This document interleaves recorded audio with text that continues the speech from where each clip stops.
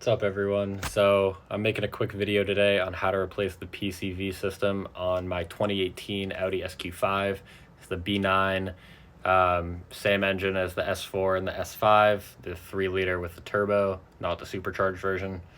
Couple quick notes. So I'm going to attach right now a couple before pictures of the car and how I determined that it was the PCV system. So as you can see, there is a gap between the filler neck gasket and the oil cap.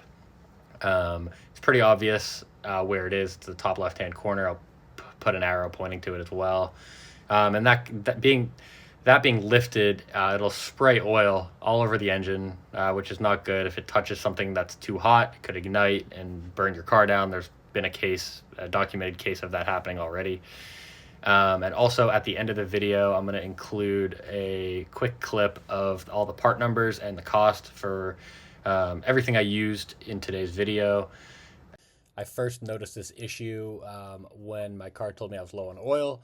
So I popped the hood, looked at it, and there was oil kind of sprayed everywhere around the PCV system. The first thing I did was replace the gasket around the filler neck. That did not work, so then I went ahead and replaced the actual oil cap itself. That also did not work, so the next step was to do the PCV system. So these are all of the parts that I used in today's video to fix this issue on my Audi. That first part number, where it says separator, that is the PCV, or it's also called the oil separator. The second one, the first gasket, that is the gasket that goes underneath the oil separator or PCV system. Third gasket is for the filler neck, which you'll see shortly. And the last one is the intake manifold, which it comes actually with a plastic intake as well, but you really just want the hoses. Unfortunately, you have to buy those together. They do not come separate. Hello everyone. So today we're going to be working on my 2018 Audi SQ5. So this is a B9 model. Shares the same motor with the S4 and the S5, the same years. Today we are dealing with a PCV leak. So the first symptom I noticed is, obviously I already took off the engine cover, but obviously there's oil that was being sprayed. You can see, I'll try to zoom in. It's very wet, it's oily down there, grimy. Then on this side, it's a little hard to see with the camera, but dry.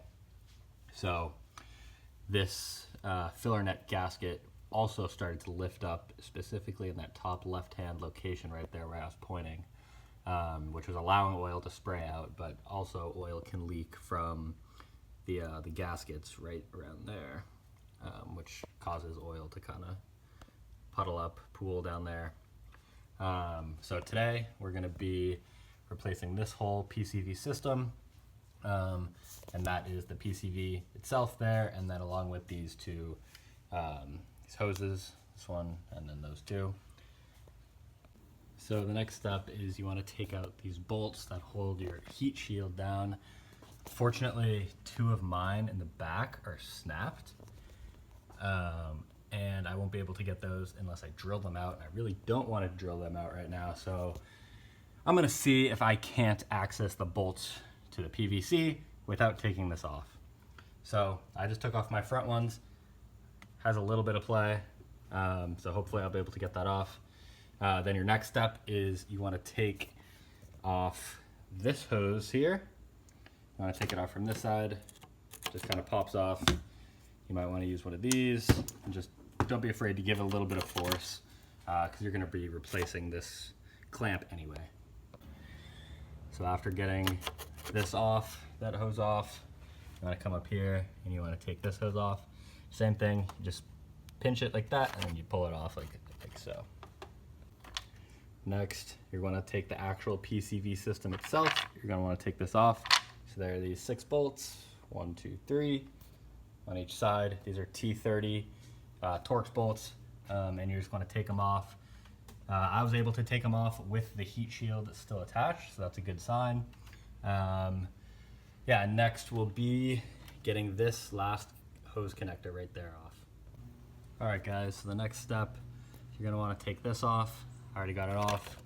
and then you're just going to want to take this whole thing out of the engine bay. So that connector that I just showed you, as you can see, I had to cut it to get it off. Now you may be able to get it off if you have some more strength than I do, but I couldn't get it off. The engine block was hot, so I kept burning myself, so I opted to just cut it and get it off that way. You don't reuse these. So now I'm gonna actually show you really quick how to test to see if this is actually bad. So you see the long hose up here at the top and then the short hose here. You just wanna, you clean it off first, of course, you don't want oil in your mouth, but you blow into this end, and if you feel air coming out of here, then it's bad. So I just did the test.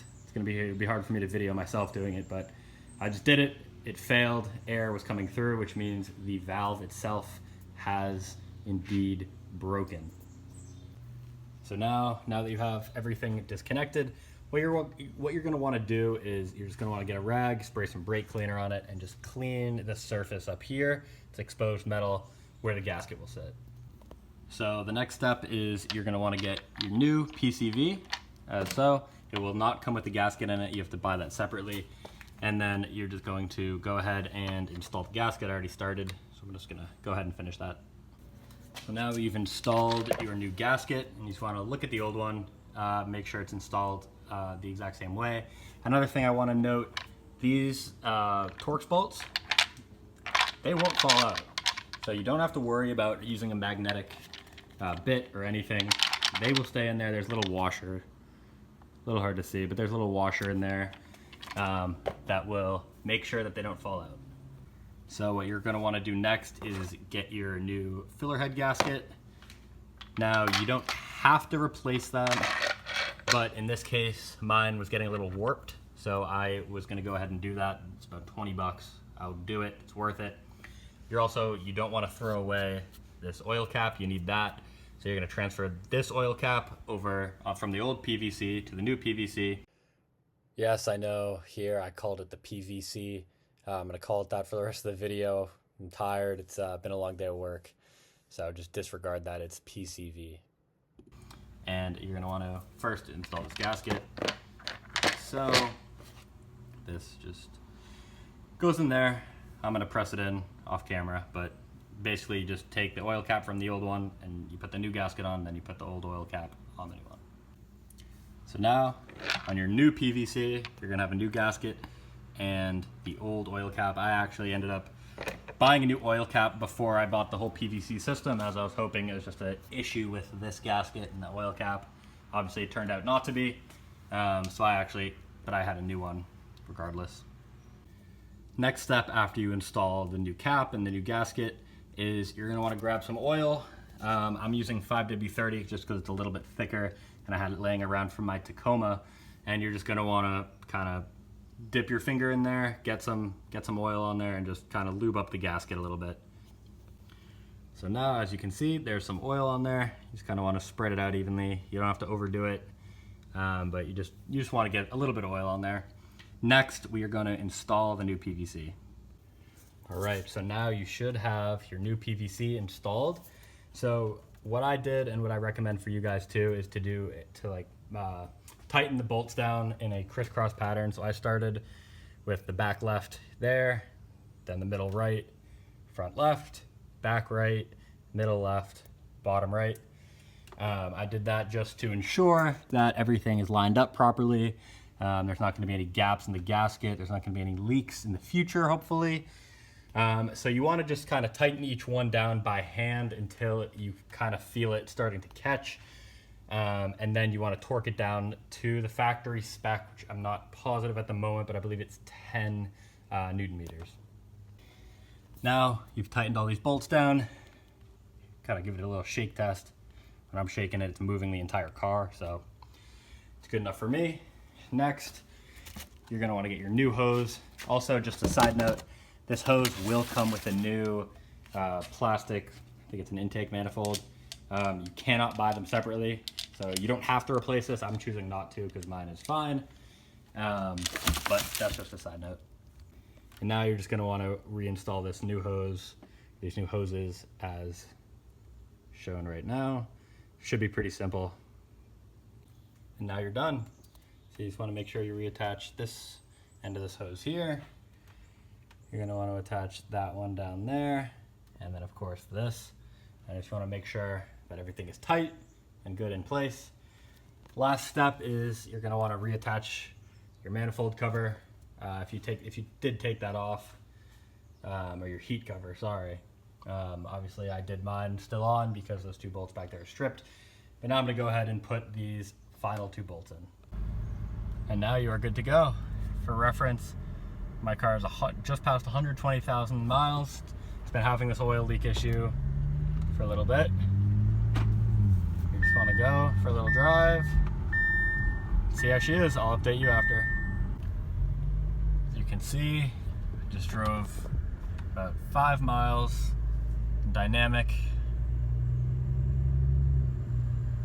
I'm about to park and see with you guys live if this fix worked. They're in park.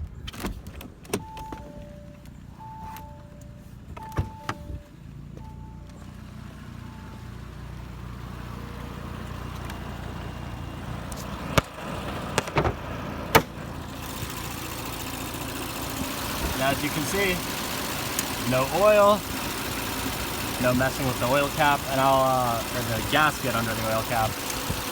And I'll post a picture of this just so you can see where my issue is coming from. Yeah, guys, don't forget to install your engine cover. Yeah, that's how you replace the PVC on a B9 Audi SQ5.